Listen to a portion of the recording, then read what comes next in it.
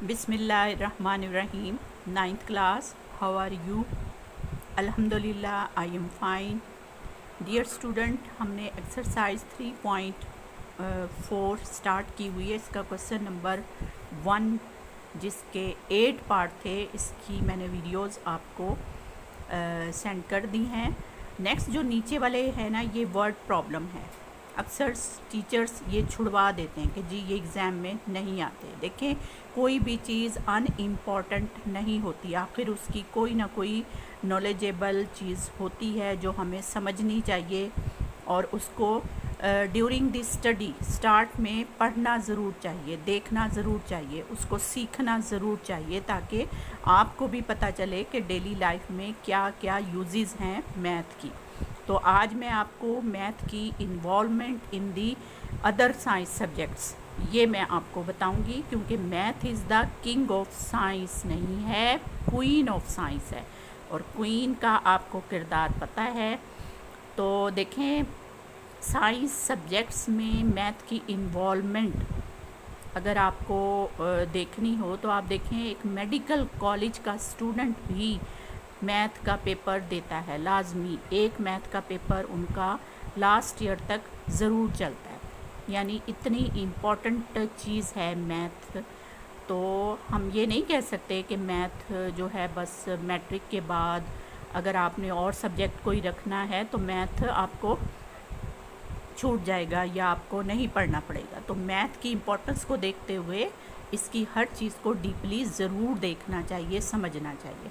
अब इसका जो ये सेकंड ये क्वेश्चन है, ये देखें अगर आप इसकी स्टेटमेंट, तो ये फ़िज़िक्स से रिलेटेड एक फार्मूला है जो कि मैथ की ब्रांच हम कहेंगे। ये लॉग जो टेबल जिस यहाँ पे हमने यूज़ किया है, ये मैथमेटिकल फार्मूलाइज और मैथमेटिकल रूल्स यूज़ करके हम फिज़िक्स के इस प्रॉब्लम को सॉल्व करेंगे।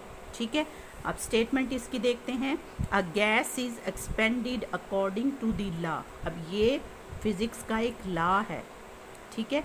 उस लॉ के ज़रिए जो फार्मूला बना हुआ है, उन्होंने वो चीज़ें निकाल ली हैं और वो कह रहे हैं find the C when P is equal to 80, V is equal to 3.1 and N is equal to 5/4।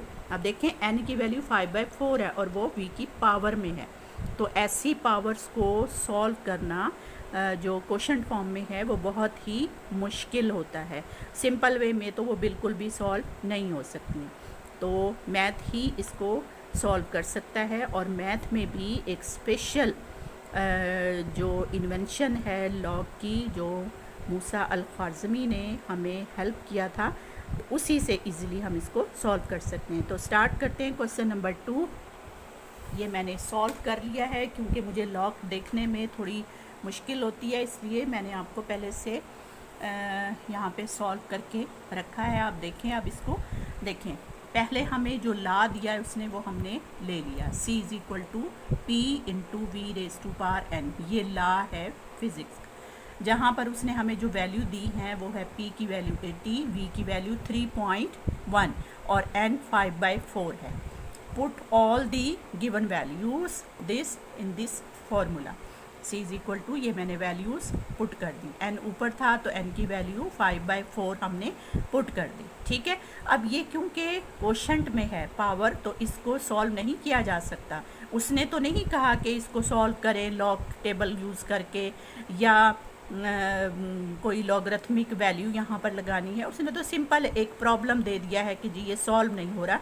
इसी तरह के प्रॉब्लम्स डिफरेंट ब्रांचेस से, साइंस सब्जेक्ट्स की डिफरेंट ब्रांचेस से आते हैं और मैथ ही उन प्रॉब्लम्स को सॉल्व करता है। तो अब ये प्रॉब्लम भी हम सॉल्व करते हैं और हमें भी ये ख़ास मेथड लॉग का मेथड यूज़ करना है, क्योंकि ये बग़ैर लॉग लगाए सॉल्व नहीं हो सकता, क्योंकि पावर में क्वेश्चन है। ठीक है, तो अब देखें, हम इस पर अप्लाई करेंगे लॉग ऑन बोथ साइड।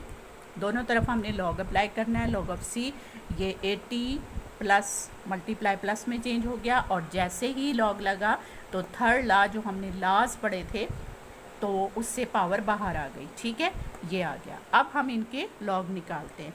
तो लॉग देखें, ये रेफरेंस और पॉइंट एंड में है, तो करेक्टरिस्टिक 1 और मेंटीसा हम 80 को 0 में देखेंगे, ये हमने मेंटीसा निकाल लिया। 5/4, अब 31 को 0 में देखा तो मेंटीसा ये आ गया। और reference position decimal position at the same place, so the characteristic is 0, right. ये करेक्टरिस्टिक का कॉन्सेप्ट आपने बहुत अच्छे तरीके से समझ के याद कर लेना है।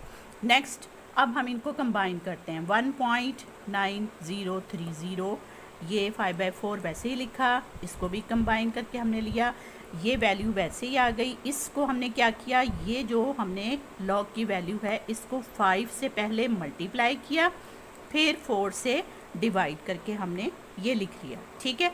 अब दोनों वैल्यूज़ हमारे पास लॉग की निकाली, इन दोनों को हमने ऐड किया, ऐड करने के बाद ये आ गया, ठीक है।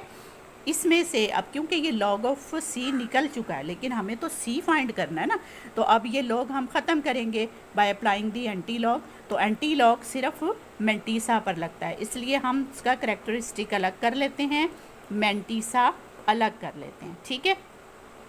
तो अब हम इसका अप्लाई करेंगे anti log on both side, ठीक है। एंटी लॉग अप्लाई किया ये हमने मेंटीसा के ऊपर, तो 51 को 7 में देखा हमने एंटी लॉग के टेबल से, ये हमारे पास 3289 वैल्यू आ गई, 3 का एरर 2 आ गया, 2 को इसमें प्लस किया तो ये हमारे पास वैल्यू आ गई। अब हमने जो करेक्टरिस्टिक अलग से लिखा हुआ था, जो हमारे पास करेक्टरिस्टिक 2 है, वो अब हमने यूज़ करना है फॉर पुटिंग द डेसिमल, ठीक है। अब देखें यहाँ रेफरेंस है, 3 के बाद फर्स्ट नॉन ज़ीरो के बाद होता है ना रेफरेंस, तो यहाँ रेफरेंस है, तो रेफरेंस के बाद डेसिमल कितने डिजिट के बाद होगा, 2, क्योंकि करेक्टरिस्टिक 2 है। इन बिटवीन डेसिमल और रेफरेंस 2 डिजिट होने चाहिए, ठीक है। So reference is there, so after 2 digits put हुई डेसिमल दिस, तो 329.1। अब 1 है, छोटी वैल्यू है, इसको लिखें या ना लिखें, ये दोनों तरह से ठीक है। तो हमारे पास अब सी की वैल्यू ये आ गई, राइट। चलें जी, ये हमारा न्यूमेरिकल जो कि फिज़िक्स या केमिस्ट्री किसी भी तरह के फॉर्मूलाइज हों, उनको सॉल्व करने के लिए हम लॉग के लॉज को यूज़ कर सकते हैं, ठीक है। ये मैंने आपको क्वेश्चन नंबर 2 एक्सरसाइज 3.4 का करके दिखाया। अब देखें, एग्ज़ाम के पॉइंट ऑफ व्यू से हो सकता है कि ये न्यूमेरिकल ना आता हो, लेकिन इसमें बहुत सारी चीज़ें ऑब्जेक्टिव हैं, समझने वाली हैं और इम्पॉर्टेंट और इंटरेस्टिंग भी है, तो करने में कोई हर्ज नहीं है। अगर आप एक बार इसको समझ के रखें तो कभी भी ज़िंदगी में कोई भी चीज़ जो है वो ज़ाया नहीं होती। हर तरह का नॉलेज इंसान को लेना चाहिए, ठीक है।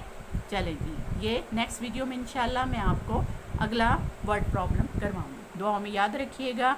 अल्लाह हाफ़िज़।